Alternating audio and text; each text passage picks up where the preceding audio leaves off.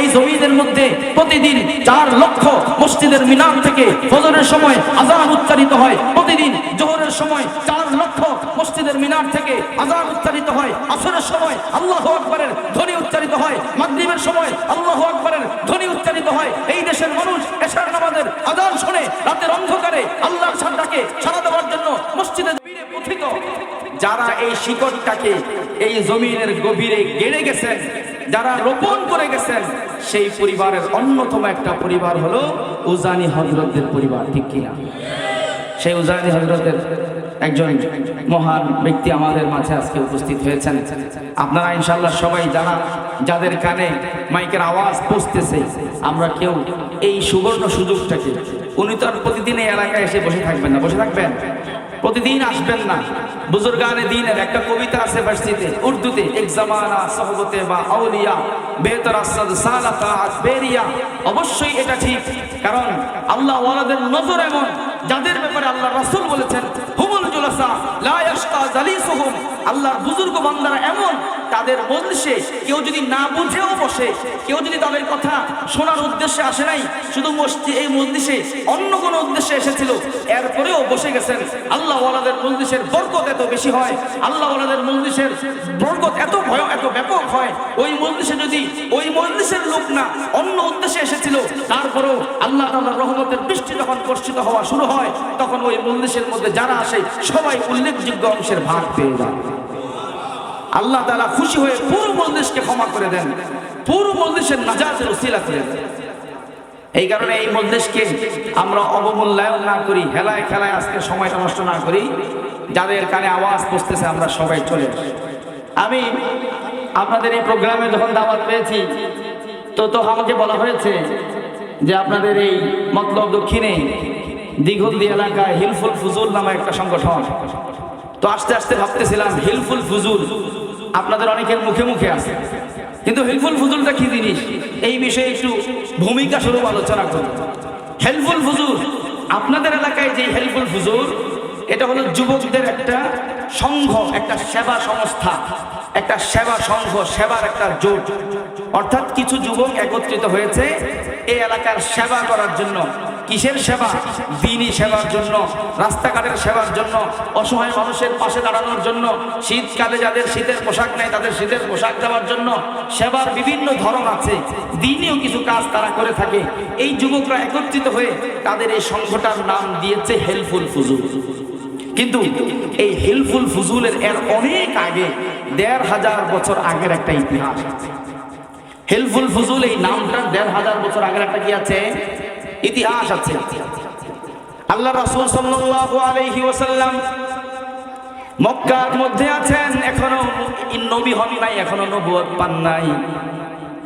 ইতিহাসের কিতাবের মধ্যে লেখা হয় আল্লাহ রাসূলের বয়স ১৫, কোনো বর্ণনায় পাওয়া যায় ২০ বছর। ২০ বছর যখন আল্লাহর রাসূলের বয়স, ওই সময় মক্কার কিছু লোকেরা একত্রিত হয়ে এমন একটা যুব সংঘ তৈরি করে। সেই যুব সংঘ তৈরি হওয়ার পিছনের প্রেক্ষাপট হলো মদিনার মধ্যে একটা ভয়ঙ্কর যুদ্ধ, মক্কার মধ্যে একটা ভয়ঙ্কর যুদ্ধ হয়। সেই যুদ্ধটাকে বলা হয় হারবুল ফিজার, অপরাধের যুদ্ধ, অন্যায়ের যুদ্ধ। অর্থাৎ নিষিদ্ধ মাসে ৪ মাসে আরবের মধ্যে ইসলামের শুরু জমানায় ৪টা মাসে আল্লাহ তাআলা যুদ্ধ বিগ্রহকে হারাম করেছিলেন। ইব্রাহিম আলাইহিস সালাতু ওয়াস সালামের ধর্মে এই ৪ মাসে যুদ্ধ করা হারাম ছিল। মক্কার মুশরিকরাও এই ৪ মাসকে সম্মান জানাতো। ৪টা নিষিদ্ধ মাস ছিল। কিন্তু একবার মক্কাবাসী একটা যুদ্ধে জড়ায়া যায়।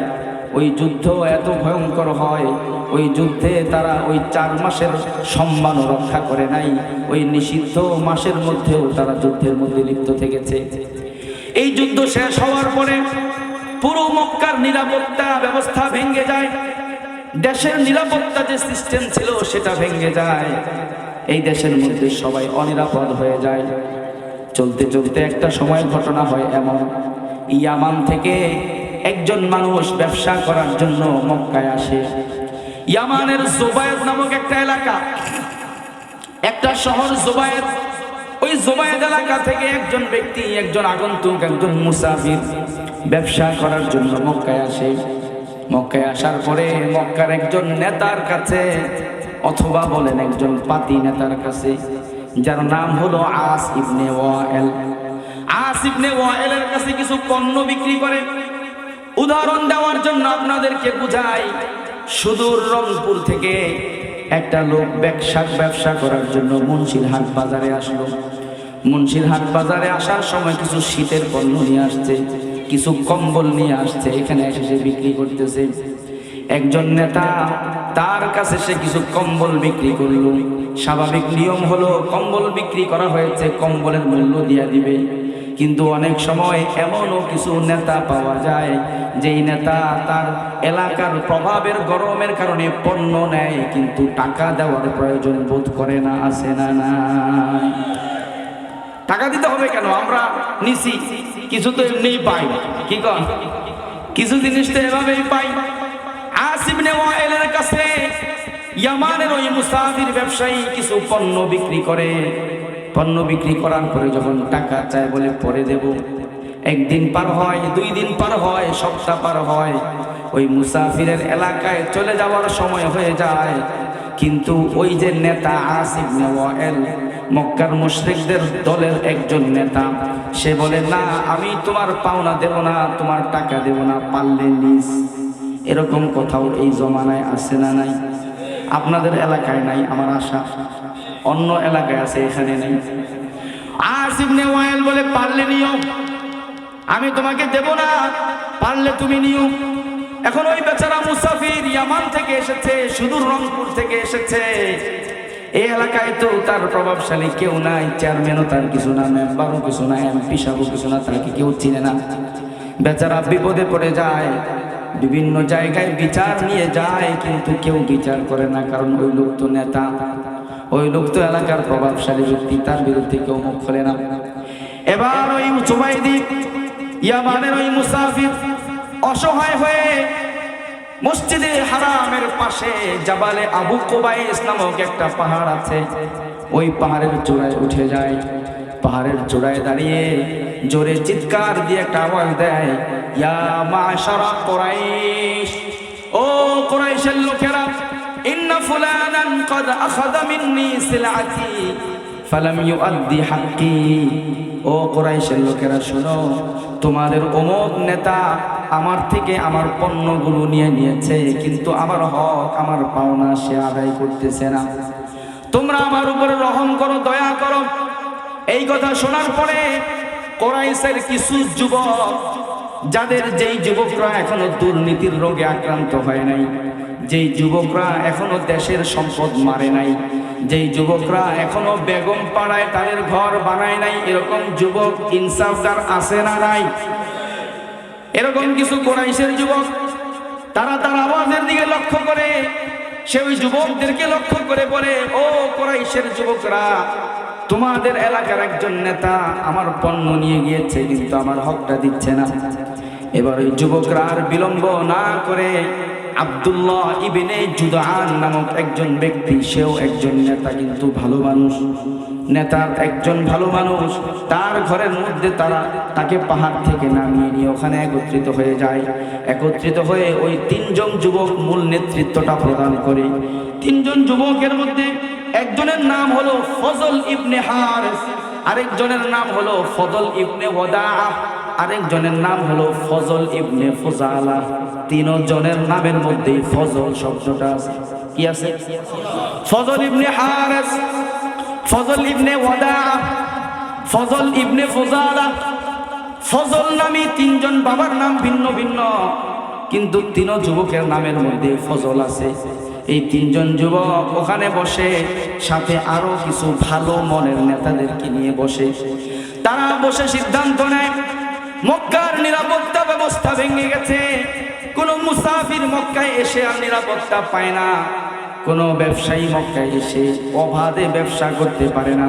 কিন্তু মক্কা তো এমন একটা নগরী, যেই নগরীকে আল্লাহ রাব্বুল আলামিন সৃষ্টির প্রথম দিন থেকে নিরাপদ নগরী হিসেবে ঘোষণা দিয়েছে। ইন্না আউওয়ালা বাইতিন ওয়াদিআ লিন-নাস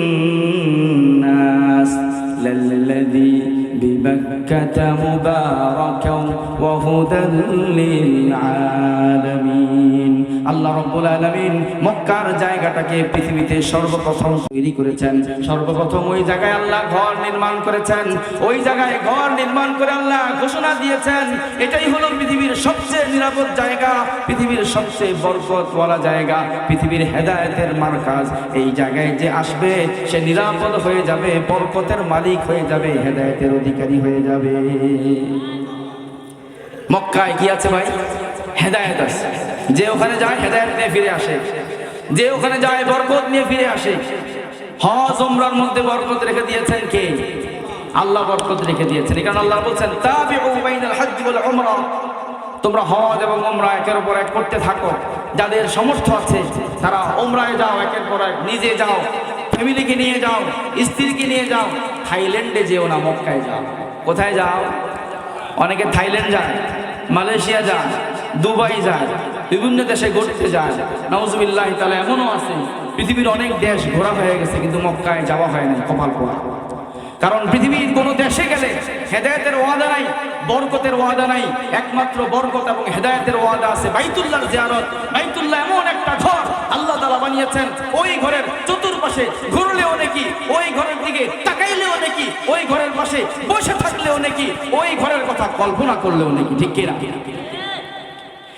এখন আব্দুল্লাহ ইবনে জুদানের ঘরে তিনজন যুবক এলাকার অন্যান্য নেতৃবৃন্দকে নিয়ে বসে বলতেছে, আল্লাহ রাব্বুল আলামিন বাইতুল্লাহটাকে নিরাপদ জায়গা বানিয়েছেন সৃষ্টির শুরু থেকে, কিন্তু বাইতুল্লাহর আশেপাশে এখন আর নিরাপত্তা নাই। নিরাপত্তা সিস্টেম ভেঙে গেছে। কোনো মুসাফির এসে নিরাপত্তা পায় না, কোনো অসহায় মানুষ নিরাপত্তা পায় না। আমরা একটা সংঘ তৈরি করতে চাই, আমরা একটা সংগঠন তৈরি করতে চাই, যেই সংগঠনের দায়িত্ব হবে ইয়াকিফুনা বিজামবি কুল্লি মাজলুমিন ফায়াখুযুনা হাক্কাহু মিনাজ জালিমিন। তারা বলে একটা সংগঠন এমন তৈরি হবে যেই সংগঠনের মধ্যে যুবকরা থাকবে। এই যুবকদের এক নাম্বার কাজ হবে পুরো মক্কার মধ্যে কোথাও যদি কোনো মানুষ মাজলুম হয়, জুলুমের শিকার হয়, সঙ্গে সঙ্গে সেই মাজলুমের পাশে চলে যাবে, মাজলুমের পাশে দাঁড়িয়ে জালেম থেকে তার হক আদায় করবে। জালেম যত শক্তিশালী হোক জালেমের হাত ভেঙে দিবে, মাজলুম যত দুর্বল হোক মাজলুমের পাশে দাঁড়াবে। মাজলুমের পাশে দাঁড়ানোর জন্য একটা সংগঠন তৈরি করে সেই সংগঠনটার নাম দেওয়া হয় হিলফুল ফুজুল। আল্লাহু আকবার। তাহলে হিলফুল ফুজুল সংগঠনের ১৫০০ বছর আগের ইতিহাস। কি জন্য তৈরি হয়েছিল এটা? মাজলুমের পাশে দাঁড়ানোর জন্য, জালেমের হাতকে ঠেকানোর জন্য। আজকে আমার এই এলাকার কলিজার টুকরা যুবক ভাইদেরকে হিলফুল ফুজুল নামের ইতিহাস স্মরণ করিয়ে দিয়ে আপনাদেরকে সবক দিয়ে যেতে চাই। অনেক ধরনের সেবামূলক কাজ হবে, সব সেবামূলক কাজ করব, কারণ সেবাও আমাদের ইসলামের একটা গুরুত্বপূর্ণ সাবজেক্ট। ঠিক কিনা? সেবা ইসলামের অনেক গুরুত্বপূর্ণ একটা সাবজেক্ট। বরং কেমন গুরুত্বপূর্ণ সাবজেক্ট? বুখারী শরীফের ৩ নম্বর হাদিস, একদম প্রথম অধ্যায় ৩য় হাদিসের মধ্যে আল্লাহ রাসূল সাল্লাল্লাহু আলাইহি ওয়াসাল্লামের ব্যাপারে আম্মা জান খাদিজাতুল কুবরা রাদিয়াল্লাহু তাআলা আনহা বলেছিলেন, আল্লাহ রাসূল যখন নবী হতে দায়িত্ব পেলেন, জিবরাইলের সাথে যখন সর্বপ্রথম সাক্ষাৎ হলো, নবুয়তের দায়িত্বের ভারে হুজুর জরাক্রান্ত হয়ে গেলেন, সারা শরীর থরথর থরথর করে কাঁপতেছে। হুজুরের আশঙ্কা হচ্ছিল আর বেঁচে থাকতে পারবেন না। ঘরে গিয়ে বললেন, জাম্মিলুনি জাম্মিলুনি, ও খাদিজা আমাকে কম্বল দাও, কম্বল মুড়িয়ে দাও। অনেকগুলো কম্বল দেওয়া হলো, কম্বল আবৃত হয়ে হুজুর শুয়ে রইলেন। খাদিজার কাছে আশঙ্কা ব্যক্ত করতেছেন, খাদিজা আমার আশঙ্কা হয় কি হয়ে গেল, আমার এই অসুস্থতায় আমি দুনিয়া থেকে বিদায় হয়ে যাবো কিনা, আমার উপর একটা গুরু দায়িত্ব অর্পণ করা হয়েছে, এই দায়িত্ব আমি আঞ্জাম দিতে পারবো কিনা, নাকি আমি লাঞ্ছিত হয়ে যাই, অপদস্থ হয়ে যাই। আম্মা জান খাদিজাতুল কুবরা আল্লাহর রাসূলকে তখন সান্ত্বনা দিয়েছিলেন, সান্ত্বনা দিয়ে বলেছিলেন, কাল্লাহ ওয়াল্লাহ লা ইউখজিকাল্লাহু আবাদা। হে নবী, আমি আল্লাহর কসম করে, নবী বলেন নাই হে মুহাম্মদ, আমি আল্লাহর কসম করে বললাম আল্লাহ তাআলা কখনো আপনাকে লাঞ্ছিত এবং অপদস্থ করবেন না। কেন করবেন না? 5টা বিষয় বলেছেন। কয়টা বিষয়? ইন্নাকা লাতাসিলুর রাহিম ওয়া তাহমিলুল কাল ওয়া তাকরিদ দাইফ وتقري الضيف وتحمل الكلة وتعين على نوائب الحق وتكسب المعدوم ও নবী আপনি পাঁচটা কাজ করেন। এক নাম্বার, আত্মীয়তার সম্পর্ক বজায় রাখেন, এটা আপনার এক নাম্বার কাজ। দুই নাম্বার, আপনি মেহমানদারি করেন। দুই নাম্বার, আপনি মেহমানদারি করেন। তিন নাম্বার হলো অসহায় মানুষ যারা যারা কামাই করতে সক্ষম না, আপনি তাদের বোঝা বহন করেন, তাদের জন্য কামাই করে করে তাদের খাবারের ব্যবস্থা করেন। এরপরে যে সকল মানুষ, যে সকল নারীদের স্বামী দুনিয়া থেকে বিদায় হয়ে যায়, যে সকল অসহায় সন্তানদের বাবা দুনিয়া থেকে বিদায় হয়ে যায়, এতিম হয়ে যায়, আপনি তাদের দায়িত্ব গ্রহণ করেন। 4 নাম্বার।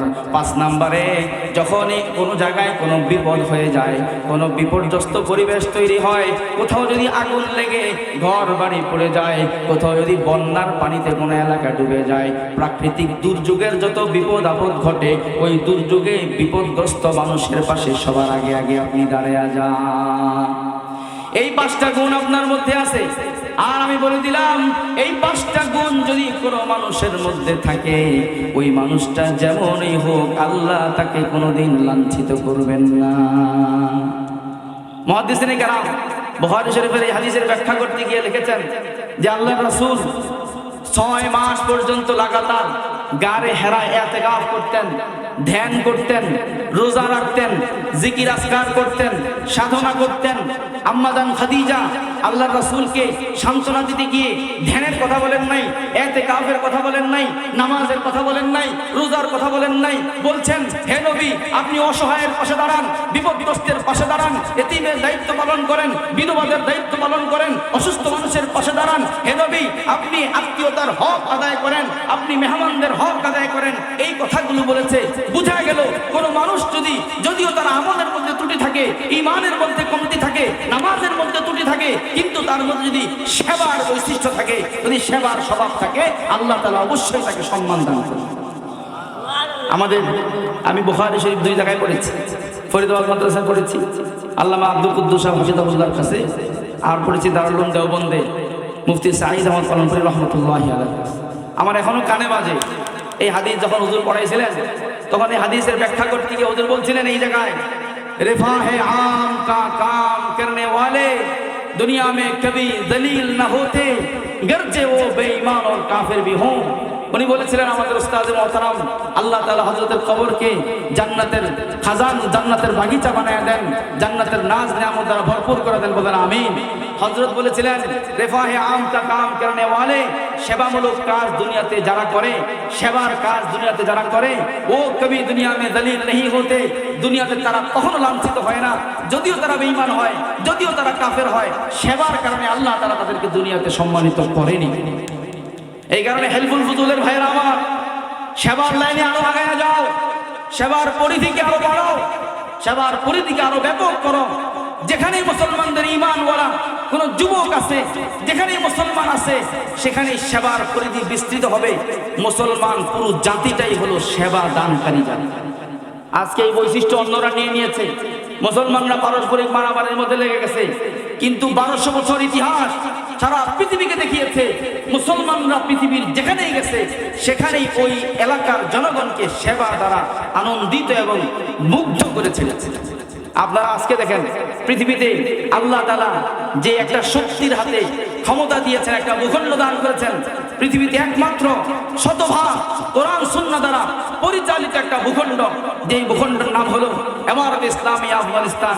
আপনারা দেখেন, এত নিষেধাজ্ঞা, এত আন্তর্জাতিক চাপের ভিতরেও তারা সারা পৃথিবীর জন্য সেবা নিয়ে সামনে উপস্থিত হচ্ছে, ঠিক কিনা? আরো যেতে দেন সময়, আল্লাহ তাআলা আমাদেরকে দেখাবেন সেই সময় ইনশাআল্লাহ। এই ইমারত ইসলামিয়া যদি টিকে থাকে, তারা শুধু তাদের জনগণের জন্য না, সারা পৃথিবীর সকল মুসলমানের জন্য ত্রাণকর্তা হিসেবে, মুক্তিদাতা হিসেবে আবির্ভূত হবে ইনশাআল্লাহ। বলতেছিলাম, হিলফুল ফুজুলের ভাইদেরকে সেবার পরিধি বাড়ান, কিন্তু আপনাদের নামের সাথে একটা ইতিহাস জড়ে আছে। সেই ইতিহাসটা হলো মাজলুমের সাপোর্ট করা, মাজলুমের পাশে দাঁড়ানোর ইতিহাস, জালেমের জুলুমের হাতকে ভেঙে দেওয়ার ইতিহাস। সেবার পাশাপাশি আপনাদের মূল এজেন্ডা এটাও থাকতে হবে, এলাকার মধ্যে যদি কেউ জুলুমের শিকার হয়, কোন জালেমের যদি আবির্ভাব ঘটে, সে যেই পাওয়ার নিয়ে আসুক না কেন, যেই শক্তি নিয়ে আসুক না কেন, যেই লাইন থেকে সে জুলুম করতে আসবে সঙ্গে সঙ্গে সেই জালেমের বিরুদ্ধে দাঁড়ায়া যান, মাজলুমের পাশে দাঁড়ায়া যান। যদি মাজলুমের পাশে দাঁড়ানো যায়, হিলফুল ফুজুল নামের ইতিহাস আবার জিন্দা হবে, ঠিক কিনা? আল্লাহ তাআলা আমাদেরকে হিলফুল ফুজুলের ইতিহাস সামনে রেখে চলার তৌফিক দান করুন।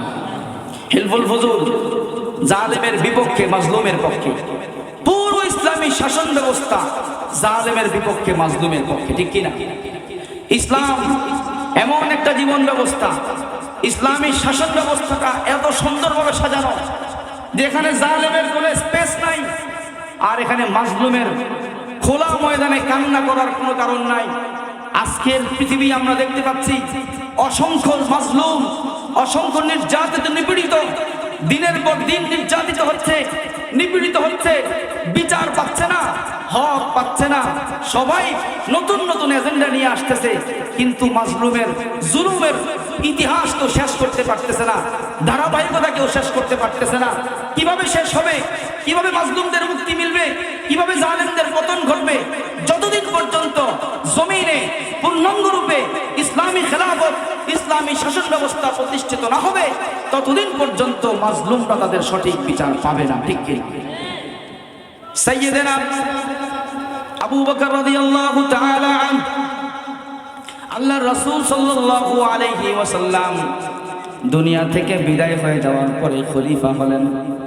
ইসলামের সর্বপ্রথম খলিফার নাম হলো সাইয়েদেনা আবু বকর সিদ্দিক রাদিয়াল্লাহু তাআলা আনহু।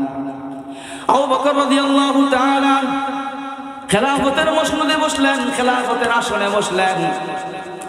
বসার পরে চিন্তা করলেন, একজন রাষ্ট্রপ্রধানের প্রথম দায়িত্ব হলো তার দেশের জনগণের জন্য নিরাপত্তার ব্যবস্থাকে মজবুত করা, তার দেশের জনগণকে নিরাপত্তা দেওয়া, দেশের মানুষ যেন ব্যবসা বাণিজ্য করতে গিয়ে কোনো জায়গায় বিপদের সম্মুখীন না হয়, রাতের অন্ধকারে রাস্তায় চলতে গিয়ে যেন কেউ জীবনের উপরে আশঙ্কা অনুভব না করে, দেশের নিরাপত্তা ব্যবস্থা যেন মজবুত হয়।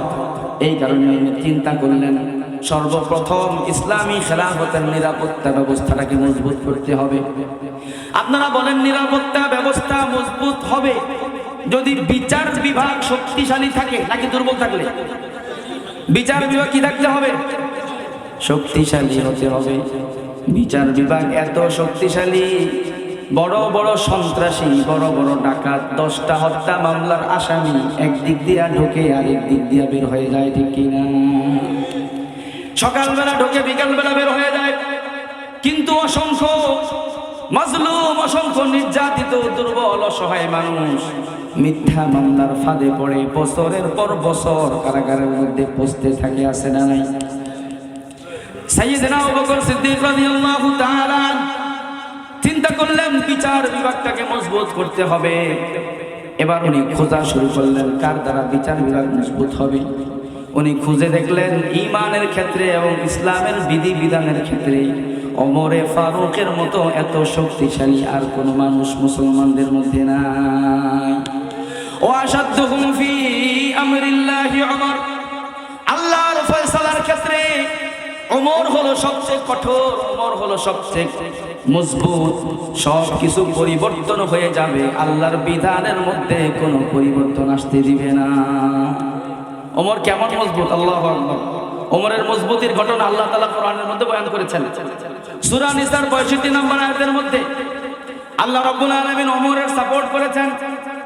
ওমর রাদিয়াল্লাহু তাআলা আল্লাহর বিধানের ব্যাপারে এত কঠোর ছিলেন, কোন একটা বিষয়ে আল্লাহর ফয়সালা এসে যাওয়ার পরে কেউ যদি এটার ব্যাপারে ভিন্ন মন্তব্য করত, ওমর মনে করতেন ওর ব্যাপারে আর কোনো সমাধান নাই, ওর একমাত্র সমাধান হলো ওর কল্লাটা ফেলে দেওয়া।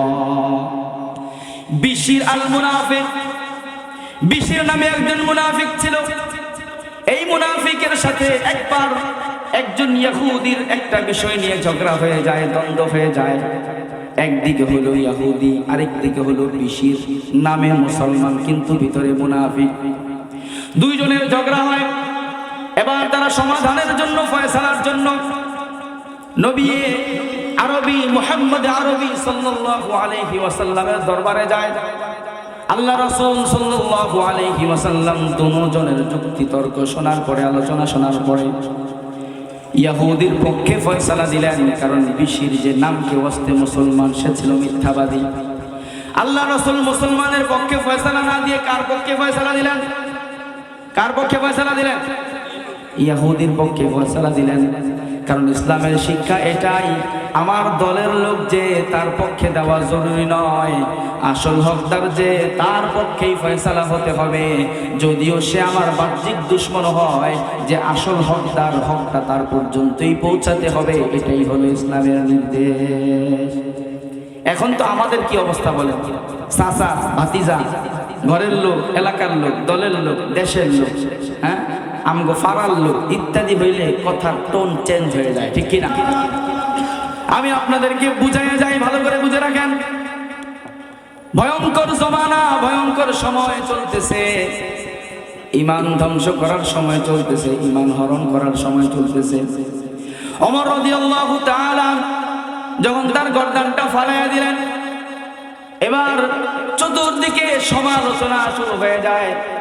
টিভি চ্যানেলগুলোর মধ্যে তার বিরুদ্ধে সমালোচনা, টক শো মজলিস চলতে থাকে, টক শো বৈঠক, লেখালেখি চলতে থাকে পত্রিকার মধ্যে, প্রথম আলোর মধ্যে বড় বড় শিরোনাম।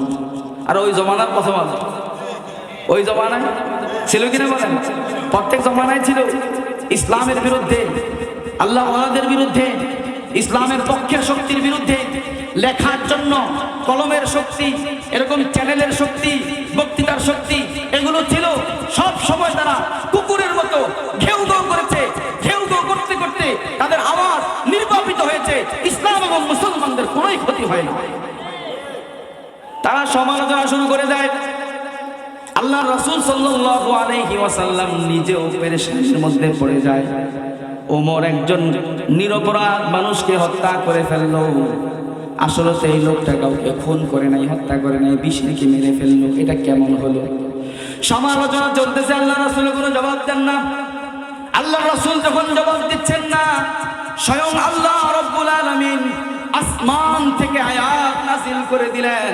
সূরা নিসার 65 নম্বর আয়াত নাযিল করে বললেন, ফালা ওয়া রাব্বিকা লা ইউমিনুনা হাত্তা ইউহাক্কিমুকা ফীমা শাজারা বাইনাহুম থুম্মা লা ইয়াজিদুনা ফী সুদুরিহিম হাজাতাম মিম্মা উতু ওয়া ইউসাল্লিমু তাসলিমা।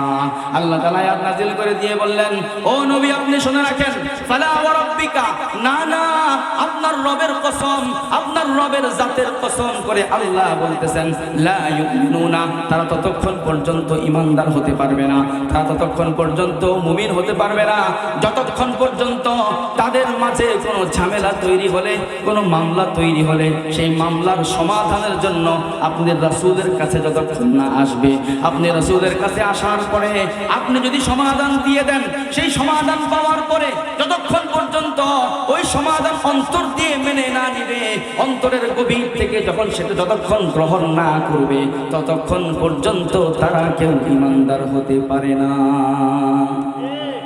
ওমর কোন মুসলমানকে হত্যা করে নাই, ওমর একজন বেঈমানকে হত্যা করেছে। আল্লাহর রাসূলের সিদ্ধান্ত আসার পরে যখন সে সিদ্ধান্ত মানতে পারে নাই, সে আর কালিমার উপরে নাই, সে বেঈমান। আমার ভাইরা খুব সাবধান, খুব সতর্ক। সারা বাংলাদেশে যেখানে আমার কথা বলার সুযোগ হয়, একটা বিষয়কে শুধু ফোকাস করার চেষ্টা করি, সেটা হলো ঈমান। কি ভাই? ঈমান, ঈমান। কারণ হলো একজন মুসলমান ঈমান নিয়ে যদি আল্লাহর কাছে চলে যায়, তার আমলের মধ্যে যত ত্রুটি থাকুক, আমলের মধ্যে যত কমতি থাকুক, নামাজের মধ্যে কমতি, রোজার মধ্যে ত্রুটি, হজ যাকাতের মধ্যে ত্রুটি, কিন্তু ঈমানটা ঠিক আছে। ঈমানদার একদিন না একদিন অবশ্যই অবশ্যই জান্নাতে যেতে পারবে। কিন্তু একজন ঈমান ছাড়া দুনিয়া থেকে বিদায় হয়ে গেল, কোনো কথার কারণে বেঈমান হয়ে গেল, কোনো কাজের কারণে বেঈমান হয়ে গেল, ঈমান ছাড়া যদি কেউ দুনিয়া থেকে চলে যায়, ওই লোকটা যতই ভালো কাজ করুক না কেন, যতই নেকের কাজ করুক না কেন, ঈমান ছাড়া যদি দুনিয়া থেকে যায়, একটা মুহূর্তের জন্য জান্নাতের ঘ্রাণ পাবে না। ঠিক কি না? একটা লোক কল্পনা করেন আপনারা, আমার কথা বুঝতে পারতেছেন আপনারা? হ্যাঁ, আমি আবেগ থেকে কথাগুলো বলতেছি। আল্লাহ তাআলা আপনাদের উপকার হয়, আমার উপকার হয়, এমন কিছু কথা বলার তৌফিক দান করেন। একটা লোক, আপনারা কল্পনা করেন, একজন লোক পৃথিবীর মধ্যে সবচেয়ে ভালো মানুষ, জীবনে কোনোদিন মিথ্যা কথা বলে নাই, জীবনে কোনোদিন মানুষকে ঠকায় নাই, জীবনে কোনোদিন কোনো মানুষকে গালি দেয় নাই, কোনো মানুষের হক নষ্ট করে নাই। তার যত সহায় সম্পত্তি ছিল সব মানুষের কল্যাণে দান করে দিয়েছে, সারা জীবন মানুষের সেবা করেছে, শুধুই ভালো কাজ করেছে। চেহারাটা সুন্দর ছিল, অনেক শিক্ষিত মানুষ, অনেক ধনী মানুষ, অনেক সম্পদশালী, অনেক উপরের স্তরের লোক, উচ্চ বংশীয় মর্যাদা সম্পন্ন ব্যক্তি, কোনোদিন কাউকে কষ্ট দেয় নাই, খারাপ কাজ একটাও করে নাই, মিথ্যা কথা বলে নাই, লোক ঠেকায় নাই, চুরি করে নাই, ধোঁকাবাজি করে নাই, সব লাইনে সে ভালো। কিন্তু লোকটার ঈমান নাই। কি নাই? ঈমান নাই। এই লোকটা বেঈমান অবস্থায় দুনিয়া থেকে বিদায় হয়ে গেল। আপনারা বলেন, সারা জীবন ভালো কাজ করার জন্য কয় বছর জান্নাতে থাকবে? এই বলেন না, কয় বছর থাকবে জান্নাতে? এক সেকেন্ডের জন্য জান্নাতে যেতে পারবে? পক্ষান্তরে একজন ইমানদার, একজন কালিমাওয়ালা, যেই কালিমাওয়ালা অনেক অপরাধ করেছে, অনেক অন্যায় করেছে, চুরি করেছে, জিনা করেছে, নামাজের মধ্যে ত্রুটি, রোজার মধ্যে ত্রুটি, মানুষকে ঠকিয়েছে, অনেক অন্যায় করেছে, কিন্তু তার ঈমানটা ঠিক ছিল। কি ঠিক ছিল? ঈমানটা ঠিক ছিল। এমন কোনো কথা বলে নাই যেই কথার কারণে ঈমান চলে যায়, এমন কোনো কাজ করে নাই যেই কাজের কারণে ঈমান চলে যায়। এই লোকটা যখন দুনিয়া থেকে বিদায় হবে, অপরাধের কারণে হতে পারে কিছুদিন শাস্তি পাবে, কিছু সময় জাহান্নামের সাজা ভোগ করবে, কিন্তু একটা সময় না একটা সময় জান্নাত পেয়ে যাবে। মুসলিম শরীফের 186 নম্বর হাদিসের মধ্যে আল্লাহ রাসূল সাল্লাল্লাহু আলাইহি ওয়াসাল্লাম স্পষ্ট করে বলেছেন, সর্বশেষ যেই লোকটা জান্নাতে প্রবেশ করবে, সবার নিচের স্তরের জান্নাতে যেই লোকটা ঈমানদার, যেই লোকটা হবে, আল্লাহ তাআলা সবার শেষে তাকে একটা জান্নাত দান করবেন। সেই জান্নাতটা কত বড় হবে? আল্লাহ রাসূল বললেন, তোমরা যে পৃথিবীতে বসবাস করো, এই পৃথিবীর 10 পৃথিবীর সমান একটা জান্নাত আল্লাহ তাকে দান করবে। আমরা এখানে যারা আছি সবাই ঈমানদার কিনা বলেন? সবাই কালিমাওয়ালা কিনা বলেন? এই কালিমার কারণে সবাই আনন্দিত কিনা বলেন? কেমন আনন্দিত? আমাদের থেকে সব ছিনায়া নেওয়া যাবে, আমাদের ঈমান ছিনায়া নেওয়া যাবে, আমার কলজাটা কেউ ছিনায়া নিতে পারবে, আমার হৃৎপিণ্ড কেউ ছিনায়া নিতে পারবে, আমার ভিতরের গুর্দাগুলো কেউ ছিনায়া নিতে পারবে, দুইটা কিডনি কেউ কেটে নিয়ে যেতে পারবে, আমার হাত পা টুকরা টুকরা করতে পারবে, কিন্তু আমার ঈমানকে কেউ আমার থেকে আলাদা করতে পারবে? মুসলমান ঈমান। সাইয়্যিদনা মুআয ইবনে জাবাল রাদিয়াল্লাহু তাআলা আল্লাহ রাসূল সাল্লাল্লাহু আলাইহি ওয়াসাল্লামের সাথে একবার একটা সফরে যাচ্ছিলেন। আল্লাহ রাসূল একটা খচ্চরের উপরে বসা। খচ্চর হলো আরবের একটা প্রাণী, যেটা ঘোড়ার চেয়ে ছোট, গাধার চেয়ে বড়। খচ্চর বলা হয় মাঝামাঝি একটা প্রাণী। খচ্চর না বুঝলে আপনারা বুঝেন মোটরসাইকেলের উপরে বসা, আগের মডেলের 50 মোটরসাইকেল, ওই যে আগের জমানার গুনার চাক্কা, যেটা 50 মডেলের মোটরসাইকেল। আল্লাহ রাসূল এরকম একটা খচ্চরের উপরে সওয়ার হয়ে যাচ্ছেন। মুসলিম শরীফের 32 নম্বর হাদিস, সাইয়্যিদনা মুআয ইবনে জাবাল রাদিয়াল্লাহু তাআলা আল্লাহ রাসূলের পিঠের পিছনে বসা।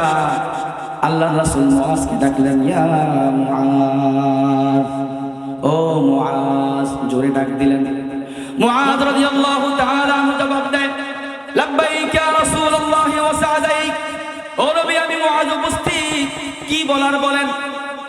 আল্লাহ রাসূল ডাক দিলেন, কিছু বললেন না, কোনো রিপ্লাই দিলেন না, চুপ করে থাকলেন। কিছুক্ষণ পর আবার ডাক দিলেন, ইয়া মুআয, ও মুআয, দ্বিতীয়বার ডাকলেন।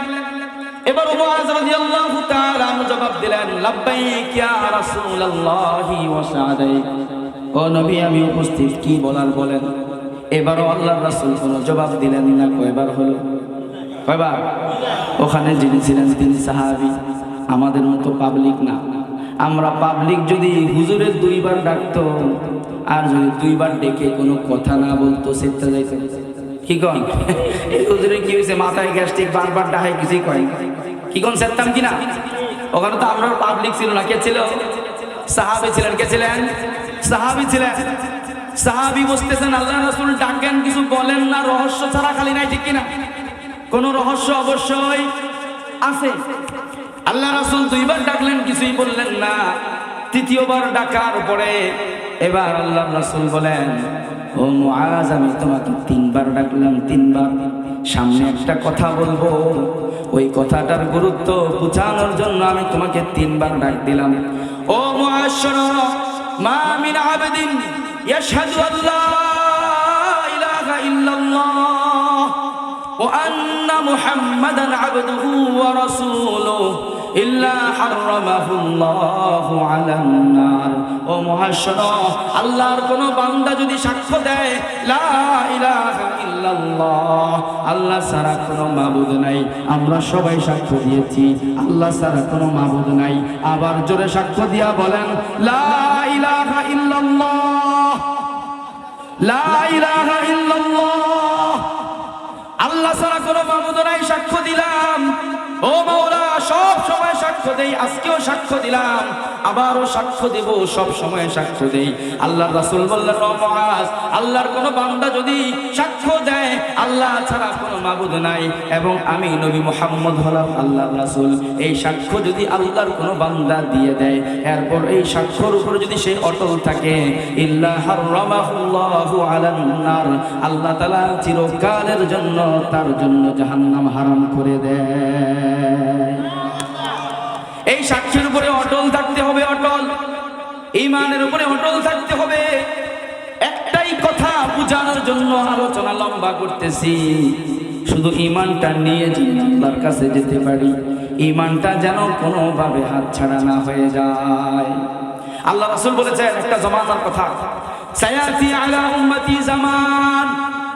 ও আমার সাহাবারা শোনো, আমার উম্মতের মাঝে এমন একটা সময় আসবে যেই সময়ে মানুষ ঈমানের ব্যাপারে এত গাফেল হবে, ইসলামের বিধি বিধানের ব্যাপারে এত গাফেল হবে, ইউসবিহুর রাজুলু মুমিনান ওয়া ইউমসি কাফিরা। সকালবেলা একজন মানুষ ঈমানদার থাকবে, বিকাল হতে হতে বেঈমান হয়ে যাবে। বিকালবেলা ঈমানদার থাকবে, সকাল হতে হতে বেঈমান হয়ে যাবে। আমার ভাইরা রে, কোরআন এবং হাদিসের আলোকে যারা সমাজের দিকে তাকায়, যারা পৃথিবীর দিকে তাকায়, তারা বুঝতে পারে সেই সময়টা সামনে আসবে, বিষয়টা এরকম না, সেই সময়টা এসে গেছে, সেই সময়টা চলমান। অসংখ্য মানুষ আমরা দেখতে পাচ্ছি সকালবেলার ঈমানদার বিকালবেলা হতে হতে বেঈমান হয়ে যায়। কিভাবে যে বেঈমান হয়ে যায় সে নিজেও টের পায় না। ফেসবুকের মধ্যে কত কথা লেখা হয়, ইসলামের বিপক্ষে লেখা হয়, ইসলামের আইনের বিপক্ষে লেখা হয়, শরিয়ার বিভিন্ন বিধানের বিপক্ষে লেখা হয়। চোরের শাস্তি হাত কাটা, কার বিধান? বলেন কার বিধান? আবার যদি কেউ পরকিয়া করে, জিনা করে, বিবাহিত নারী এবং পুরুষ, তাকে পাথর নিক্ষেপ করে হত্যা করা কার বিধান? আবার কোন যুবক যুবতী যদি বিবাহ পূর্ব প্রেম করে, জিনা করে, ওই জিনাকারী দুজনকে 100টা করে বেত লাগাইতে হবে, কার বিধান? এখন কেউ বললো এটা আমার পার্সোনালিটি, এটা আমার নাগরিক অধিকার, এটা আমার দেহ, আমার অধিকার, আমি এই বিধান মানি না, এই বিধান এই জমানায় চলবে না, এগুলো মধ্যযুগীয় আইন। কেউ যদি বলে সে ঈমানদার। এই বলেন ঈমানদার? ঈমানদার। আমি আমার পয়সা দিয়ে মদ কিনে খাবো, এটা আমার অধিকার। মদ হারাম করেছেন কে? মদ খাইলে 80টা বেত লাগাইতে হয়, কার হুকুম? এখন কেউ যদি বলে আমার টাকা দিয়ে মদ কিনে আমি খাবো, এটা আমার অধিকার, রাষ্ট্র বাধা দেওয়ার কে? ক্ষমতা বাধা দেওয়ার কে? আমি এই বাধা মানি না, এই আইন মানি না। ঈমানদার না বেঈমান? বেঈমান, বেঈমান। আমার ভাইয়েরা খুব সতর্ক, খুব সতর্ক। আপনাদের দেশে, আপনাদের এলাকায় দুর্গা পূজা হয়, হয়নি? মাঝে মাঝে হয়। দুর্গা পূজায় আপনারা শুভেচ্ছা জানান, কি কর? জানাইনি শুভেচ্ছা? দুর্গা পূজা আল্লাহর সাথে বিদ্রোহ, শিরিক, আল্লাহর সাথে বিদ্রোহ করা, কুফরি কর্মকাণ্ড, আল্লাহর সাথে বিদ্রোহ করা। আল্লাহর সাথে যেই কাজের মাধ্যমে বিদ্রোহ হয়, এই কাজকে শুভেচ্ছা জানাইলে ঈমান থাকে না, ঈমান থাকে না। ও আমার ভাইরা, ঈমান সবার আগে, ঈমান সবার আগে। কারণ ঈমান আমাকে আখিরাতে মুক্তি দেবে। এই ঈমান আমাকে আখিরাতে জান্নাতি বানাবে। ঈমান ছাড়া জান্নাতে প্রবেশ করার কোনো সুযোগ না। জান্নাতে এক সেকেন্ডের জন্য কোনো বেঈমান ঢুকতে পারবে? ঈমান সবার। ছোট্ট করে আপনাদেরকে একটা উদাহরণ দেই। কয়েকদিন আগে বাংলাদেশে খুব তোলপাড় হয়েছিল, সব পুরুষ খুশি হয়ে গেছিল। একটা বিধান হাইকোর্ট থেকে পাশ করা হয়েছিল যে দ্বিতীয় বিয়ে করার জন্য প্রথম জনের অনুমতি লাগবে না। কি বলেন? দ্বিতীয় বিয়ে করা, এটা তো সব পুরুষরা খুশি হয়ে গেছিল। কি বলেন? আপনারা মনে ফেসবুক চালান না, হিগন চালান, এই বিধানটা শোনেন নাই? হাইকোর্ট থেকে একটা খুব লাভালাভি অনেক কিছু শুরু হয়েছিল। বলেন, এক বিয়ের পরে দ্বিতীয় বিয়ে, তৃতীয় বিয়ে, চতুর্থ বিয়ে একজন পুরুষের জন্য ইনসাফের শর্তে, সামর্থ্য থাকার শর্তে 4টা পর্যন্ত বিয়ে করার অনুমতি দিয়েছেন কে? জোরে বলেন, কে দিয়েছেন? কার বিধান? সূরা নিসার 3 নম্বর আয়াতের মধ্যে আল্লাহ বলে দিলেন, ফানকিহু মা তাবা লাকুম মিনান নিসাই মাসনা ওয়া সুলাসা ওয়া রুবা। আল্লাহ বললেন, তোমাদের যদি সামর্থ্য থাকে, ইনসাফ করার সামর্থ্য যদি, সক্ষমতা যদি থাকে, তুমি যদি ইনসাফ করতে সক্ষম হও, তাহলে আমি আল্লাহ বললাম 2টাও করতে পারো, 3টাও করতে পারো, 4টাও করতে পারো। একাধিক দিয়ে হালাল করেছেন কে? এখন আমাদের দেশের পুরুষরা ইনসাফ করতে পারে না, ইনসাফ করে না, অথবা অনেক সময় 2 স্ত্রীর মারামারি করার কারণে কি ইনসাফ করবে, নিজের জানেই বাঁচে না। ঠিক কিনা? ওই বেটা আরেকটা বিয়ে করছে, এখন ইনসাফ করবে, তাহলে সুযোগ দেওয়া লাগবে না? ওই বেটা ওদিকে গেলে বডিদা, এদিকে গেলে রামদা। ঠিক কিনা? এই আমি কিন্তু এই জীবনের লোক, আল্লাহ তাআলা আমারে বানাইছে, সব সময় আমি জান্নাত জাহান্নামের মাঝখানে থাকি। পেরেশানি আছে, পেরেশানি আল্লাহ তাআলা দিয়ে, এই আমাদের বাংলাদেশের কালচারের কারণে পেরেশানি, সব সময় একটা যুদ্ধ অবস্থা চলতেই থাকে। তো ওই বেটা যে ইনসাফ করবে, ইনসাফ করার সুযোগটাও অনেকে পায় না, জান নিয়ে পালাইতে হয়। এখন আল্লাহ বলেছেন, কারো যদি ইনসাফ করার সুযোগ থাকে, সক্ষমতা থাকে, দৈহিক শক্তি, অর্থনৈতিক শক্তি, 2 স্ত্রীকে সমানভাবে চালানোর সক্ষমতা যদি তাকে থাকে, তাহলে সে 2টা, কারো যদি 3 জনের সক্ষমতা থাকে 3টা, 4 জনের সক্ষমতা থাকে 4টা, 4 পর্যন্ত বিবাহ করার বিধান, বৈধতা দিয়েছেন কে? কেউ যদি বলে এই জমানায় আমি এটা মানি না, এই জমানায় এটা চলবে না, ইসলামের বিধান ইসলামের জায়গায় আমি মানি না, ইমানদার থাকবে? বলে ইমানদার থাকবে। এই কারণে আমার আওয়াজ যে সকল মা বোনেরা শুনতেছেন, নারী জাতিরা শুনতেছেন, আপনার স্বামী আগে না, আপনার ঈমান আগে। আপনার স্বামী আপনার সাথে কোটি বছর থাকবে না, কিন্তু জান্নাতে আপনাকে কোটি কোটি বছর থাকতে হবে। এই কারণে এই বিধান আমি মানি না, এই বিধানকে আমি সাপোর্ট করতে পারি না, এই বিধান আমি কখনো মেনে নিতে পারবো না, এটা বললেন না। হ্যাঁ, নারীরা কখনো তার স্বামীর ভাগ দিতে চায় না, বিয়ে করতে দেবে না, ভালোবাসার কারণে দেয় না, আন্তরিকতার কারণে দেয় না, আমাদের দেশের কালচার নাই, সিস্টেম নাই, এই কারণে দেয় না। এটা এক জিনিস। আরেকটা হলো আল্লাহর বিধানটাকে মন থেকে না মানা, এটা আরেক জিনিস। আপনি আপনার স্বামীকে দ্বিতীয় বিবাহ করতে দিবেন না, এটা একটা ব্যাপার, কিন্তু আপনাকে অবশ্যই এই বিধানটাকে মানতে হবে, এই বিধানটাকে সাপোর্ট করতে হবে, অন্তর থেকে স্বীকৃতি দিতে হবে। কোন সুশীল, কোন বুদ্ধিজীবী, কোন সমাজপ্রেমী, কোন দেশপ্রেমী, কোন নারীবাদী, নারী প্রেমী যদি বলে এই বিধান এই সময়ে চলবে না, এই দেশে চলবে না, সে কখনো ঈমানদার থাকতে পারে না। সতর্ক থাকেন ভাইরা আমার, আল্লাহর কোন বিধান এসে যাওয়ার পরে ভিন্ন কথা বলার সুযোগ নাই, ভিন্ন কথা বলার সুযোগ নাই। ঈমান আগে ঈমান, শুধু ঈমান নিয়ে চলে যান। নামাজ না থাকলেও পার পাওয়া যাবে, রোজা না থাকলেও পার পাওয়া যাবে। ঘটনা মনে পড়েছে, বলে ফেলি। সাইয়্যিদনা আসওয়াদ আর-রাঈ রাদিয়াল্লাহু তাআলা একজন সাহাবী ছিলেন, এমন একজন সাহাবী যেই সাহাবী দুনিয়া থেকে ঈমান নিয়ে বিদায় হয়ে গেছেন, কিন্তু 1 রাকাত নামাজও পড়েন নাই, 1 রাকাত নামাজও পড়েন নাই, একটা সেজদাও দেন নাই, একটা রুকুও করেন নাই, কিন্তু মরার সঙ্গে সঙ্গে জান্নাতে চলে গেছেন। আল্লাহু আকবার। মরার সঙ্গে সঙ্গে জান্নাতি হয়ে গেছেন। আল্লাহ রাসূল সাল্লাল্লাহু আলাইহি ওয়াসাল্লাম 7ম হিজরিতে খাইবারের ইহুদিদের বিরুদ্ধে অভিযান পরিচালনা করলেন। ইহুদিদের বিরুদ্ধে যুদ্ধ করার জন্য খাইবার নামক একটা এলাকা, মদিনা থেকে অদূরে একটা এলাকা, ইহুদিদের বসবাস, ওই এলাকায় অভিযান পরিচালনা করার জন্য সাহাবায়ে কেরামকে নিয়ে আল্লাহ রাসূল চলে গেলেন। ইহুদিরা ওখানে ওই শহরে বসবাস করে, খাইবার শহর। আল্লাহ রাসূলের সংবাদ পেয়ে ইহুদিরা শহরের মূল দরজা, মূল গেটটা আটকে দিয়ে ভিতরে অবরুদ্ধ হয়ে রইল। আল্লাহ রাসূলের বিরুদ্ধে যুদ্ধ করার সাহস তাদের নাই। সব ইহুদির মুখে মুখে এই কথা, যা মুহাম্মদ ওয়াল খামিস, যা মুহাম্মদ ওয়াল খামিস ফালা মাফাররা লানা আল ইয়াউম। মুহাম্মদ এসে গেছে, বিশাল বাহিনী নিয়ে এসে গেছে। আজকে আমাদের আর কোনো মুক্তি নাই, আমাদের বাঁচার কোনো রাস্তা নাই।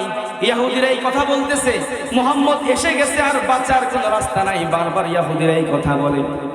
এখন ওই ইহুদিদের এলাকার ভিতরে একজন রাখাল ছিল, একজন ইহুদি মালিকের একজন রাখাল, যেই রাখালের নাম ইতিহাসের কিতাবের মধ্যে পাওয়া যায় না, কিন্তু সে যেহেতু হাবশি গোলাম ছিল, কালো ছিল, এই কারণে তার নাম পাওয়া যায় আসওয়াদ। আসওয়াদ মানে কালো, তাকে বলা হয় আসওয়াদ। আর সে যেহেতু ছাগল চড়াতো, আরবিতে হয় রাই, এই কারণে ইতিহাসে তার নাম প্রসিদ্ধ হয়ে গেছে আসওয়াদ আর রাই। আসওয়াদ ইহুদি একজন মালিকের গোলাম, ছাগল চড়ায়। আসওয়াদ জানে ইহুদিরা অনেক শক্তিশালী, অনেক সাহসী জাতি। ইহুদিরা নাকি পৃথিবীর কাউকে ভয় পায় না, কিন্তু এখন ইহুদিরা মুহাম্মদের ভয়ে ঘর থেকে বের হয় না। বলেন ইহুদিরা কার ভয়ে ঘর থেকে বের হয় না? মুহাম্মদের ভয়ে। ইহুদিরা অনেক শক্তিশালী, অনেক টেকনোলজির পাওয়ার তাদের আছে, অনেক শক্তিশালী, কিন্তু একজন আবু উবাইদার কারণে পুরা পৃথিবীর ইহুদিদের প্যান্ট খারাপ হয়ে গেছে, ঠিক কিনা? একজন মুহাম্মদ আসছে, ইহুদিরা ঘর থেকে বের হয় না। আসওয়াদ আর রাই মনে মনে বলে, ইহুদিরা নিজেদেরকে অনেক ধনী এবং অনেক সাহসী মনে করে, কিন্তু মুহাম্মদ লোকটাকে, যার কারণে ইহুদিরা ঘর থেকে বের হয় না, সেই মুহাম্মদকে আমার একটু দেখার দরকার। আসওয়াদ আর রাই খাইবার শহর থেকে মূল ফটক দিয়ে বের হয়ে যায়। বের হয়ে এসে মুসলমানদের তাঁবু টানানো ছিল শহরের অদূরে, ওখানে যায়, একজন মুসলমানের সাথে সাক্ষাৎ করে জিজ্ঞাসা করে, ও ভাই তোমরা কারা, তোমরা এখানে কেন এসেছো, কি উদ্দেশ্য তোমাদের? ওই সাহাবী জবাব দেয়, আমরা মদিনা থেকে এসেছি, আমরা মুহাম্মদের অনুসারী, আমরা ইহুদিদের বিরুদ্ধে যুদ্ধ করার জন্য এসেছি, আমরা হলাম নবী মুহাম্মদের অনুসারী। এবার ওই আসওয়াদ আর রাই বলে, ও ভাই তোমাদের নবী মুহাম্মদের ব্যাপারে আমাকে একটু বলো, তোমাদের নবী মুহাম্মদ কেমন মানুষ, কিসের কথা বলে, কিসের প্রতি দাওয়াত দেয়? এবার ওই সাহাবী বলে, আমার থেকে শোনার দরকার নাই, তুমি সরাসরি মুহাম্মদের কাছে চলো, সেখানে গিয়ে তুমি প্রশ্ন করো, তুমি জেনে নিও তিনি কিসের দিকে দাওয়াত দেয়। এবার আসওয়াদ প্রশ্ন করে, বলো কি, তোমরা তো প্রভাবশালী দল, মুহাম্মদ এত প্রভাবশালী নেতা, সব ইহুদিরা মুহাম্মদকে ভয় পায়, আমি ইহুদিদের একজন সামান্য রাখাল, আমার সাথে মুহাম্মদ কথা বলবে? আইয়ুকাল্লিমুনি মুহাম্মাদু, মুহাম্মদ আমার সাথে কথা বলবে? আরে আমি একজন সাধারণ মালিকের চাকরি করি, ওই মালিক কোনোদিন আমার পাশে বসতে দেয় নাই, ওই মালিক কোনোদিন তার পাশের প্লেটে আমাকে বসে খাইতে দেয় নাই। কি বলেন, খাইতে দেয়? দেয়? এই বলেন না ভাই, খাইতে দেয়? ড্রাইভার সাহেব আলাদা খায়, কি বলেন? তারপরে দোকানের শ্রমিক যে আলাদা খায়, ভিন্ন জায়গায় খায়, বা মালিকের প্লেটে পাশে বসে খাওয়া হয়। ইসলামের মধ্যে মালিক শ্রমিকের কোনো ভেদাভেদ নাই, আমির ফকিরের কোনো ভেদাভেদ নাই, আল্লাহ তাআলা বিধান দিয়েছেন। এবার ওই আসওয়াদ জিজ্ঞাসা করে, তোমাদের নবী এত প্রভাবশালী নেতা, আমার মতো দুর্বল একজন রাখালের সাথে তিনি কথা বলবেন, এটা কি বলো? সাহাবী জবাব দেয়, আমাদের নবী লা ইউফাররিকু বাইনাল আমিরি ওয়াল ফাকিরে, আমাদের নেতা, আমাদের নবী এমন নবী যিনি আমির এবং ফকিরের মাঝে পার্থক্য করেন না, ধনী গরিবের মাঝে পার্থক্য করেন না, কালো এবং সাদার মাঝে পার্থক্য করেন না। ইসলাম কালো সাদার পার্থক্য শিখায় না, ধনী গরিবের পার্থক্য শিখায় না। যারা আমাদেরকে মানবতা, মানবাধিকার বলে সবক দিতে আসে, তারাই ইতিহাসে যুগ যুগ পর্যন্ত সাদা কালোর পার্থক্য টিকায় রাখছে, ঠিক কিনা? আমেরিকার মধ্যে এখনো পর্যন্ত কৃষ্ণাঙ্গ আর শ্বেতাঙ্গর কারণে যুদ্ধ, মারামারি, শ্বেতাঙ্গদের হাতে কৃষ্ণাঙ্গরা বারবার নির্যাতনের শিকার হয়। আমেরিকার মধ্যে এটা অহরহ চলতে থাকে, কিন্তু মুসলমান কখনো সাদা কালোর পার্থক্য করে। আল্লাহ রাসূলের দরবারে আসওয়াদ চলে যায়। এবার আসওয়াদ আল্লাহ রাসূলের সামনে হাঁটু গেড়ে বসে, জিজ্ঞাসা করে, ও মুহাম্মদ, আমি আপনার পরিচয় জানতে এসেছি, আপনি কিসের দিকে দাওয়াত দেন সেটা জানার জন্য এসেছি। সব ইহুদিরা আপনাকে ভয় পায়, আসলে আপনি কিসের কথা বলেন। এবার আল্লাহর রাসূল তার সামনে কালিমা তুলে ধরলেন, আখিরাত তুলে ধরলেন, তাওহীদের বিশ্বাস তুলে ধরলেন, কোরআনের কিছু আয়াত তেলাওয়াত করলেন। আসওয়াদ রাহি বলে, আমি এমন কিছু কথা শুনেছি জীবনে আমার কান এত মধুর আওয়াজ কোনোদিন শুনে নাই। কিসমত কি আর চিজ মে কসম আজল নে, जिस शाही को जिस शाही का काबिल नजर आया, जिस शाही को जिस शाही का काबिल नजर आया,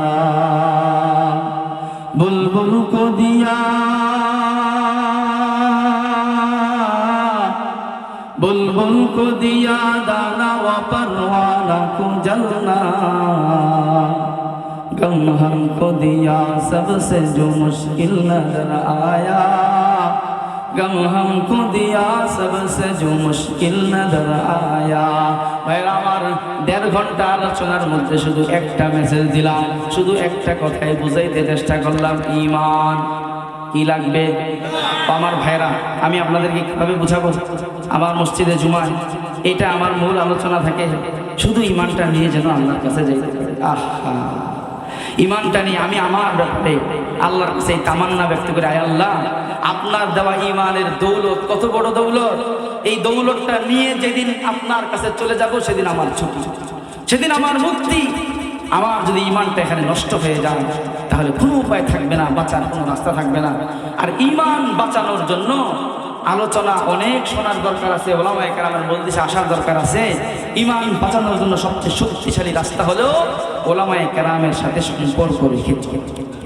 কাদের সাথে সম্পর্ক রেখে চলা? ওলামায়ে কেরাম। কোন কথায় ঈমান চলে যায় আমি জানি না, আমি বুঝি না, আমি বুঝবো না, এই কথার কারণে ঈমান থাকবে না চলে যাবে, এটা আমার ঈমানকে ধ্বংস করবে না রাখবে, আমি বুঝি না। এই কারণে ওলামায়ে কেরামের সাথে, আল্লাহ ওয়ালাদের সাথে সম্পর্ক রক্ষা করে চলা, এটা হলো ঈমান বাঁচানোর শক্তিশালী মাধ্যম। আল্লাহ রাসূল সাল্লাল্লাহু আলাইহি ওয়াসাল্লাম তিরমিজি শরীফের হাদিসের মধ্যে স্পষ্ট বলে গেছেন, কুন আলিমান আও মুতাআল্লিমা আও মুস্তামিআন আও মুহিব্বা ওয়ালা তাকুনিল খামিস। ও আমার উম্মত, আমি তোমার সামনে 4টা অপশন রাখলাম, 4টা অপশন। 1 নম্বর অপশন, তুমি আলেম হয়ে যাও। যদি আলেম না হতে পারো, সবাই এখানে আলেম হই নাই, আমরা সবার জন্য আলেম হওয়ার সুযোগ নাই। যদি আলেম না হতে পারো তাহলে কোন আলেমের ছাত্র হয়ে যাও। বলেন, আলেম আমরা হইতে পারি নাই, কিন্তু ছাত্র হওয়ার সুযোগ আছে কিনা? বলে, আলেমের কাছে যান আমার ভাইয়েরা, মসজিদের ইমাম সাহেবের কাছে যান, খতিব সাহেবের কাছে যান। আমাদের চাঁদপুর, নোয়াখালী, ফেনী, কুমিল্লা এই জায়গাগুলোর উপর আল্লাহর খাস রহমত, ওলামায়ে কেরামের অভাব। শুধু ওলামায়ে কেরাম না, বিশ্ববিখ্যাত বুজুর্গানে দ্বীনের অভাব। ওনাদের কাছে যান, সম্পর্ক রেখে চলেন, ওনাদের ছাত্র হয়ে যান। 2 নম্বর অপশন, আও মুস্তামিআ, ছাত্র হওয়ার মতো সেই গভীর সম্পর্ক করার মতো অপশন সুযোগ আপনার জীবনে নাই, তাহলে আপনি ওলামায়ে কেরামের কথা শুনেন। কাদের কথা শুনেন? কাদের কথা শুনেন? ওলামায়ে কেরামের কথা শোনার জন্য এখন আর ওলামাদের কাছে যাওয়া লাগে না, এটাই আছে যথেষ্ট। কি কন? কি যথেষ্ট? এখন আর কেউ হুজুরদের কাছে যাওয়া লাগে না, এটাই তো। কোনো একটা মাসলা সামনে আসলে সে সার্চ দেয়, ফেসবুকে, ইউটিউবে, কোনো জায়গায় সার্চ দেয়। সার্চ দিলে 8-10 রকমের কথা আসে, যেটা ভালো লাগে সেটা গ্রহণ করে। আসে না? কি বলেন? যেটা ভালো লাগে সেটা গ্রহণ করে। না না, যেটা ভালো লাগে সেটা গ্রহণ করার নাম দিন না। ওলামায়ে কেরামের মজলিসে যান, হক্কানি ওলামায়ে কেরাম খুঁজে বের করেন, খুঁজে বের করে তার কথা শুনে শুনে জীবনটাকে জান্নাত বানায় দিবেন কে? ওলামায়ে কেরামের কথা শুনে শুনে চলেন। অনেকে আবার এই আজকাল করে, হুজুরদের মধ্যে বেজালের শেষ নেই, কই পাবো হুজুর? কি কন? হুজুরের মধ্যে অনেক বেজাল, হুজুরের মধ্যে বেজাল আছে, ঠিক আছে ভাই, আমি একজন হুজুর, আমিও বুঝি আমরার মধ্যে বেজাল আছে, কথা হাসা, কিন্তু আমরাও কি খুব ভালো লোক? বেজাল্লা পার্টির জন্য বেজাল্লা হুজুর।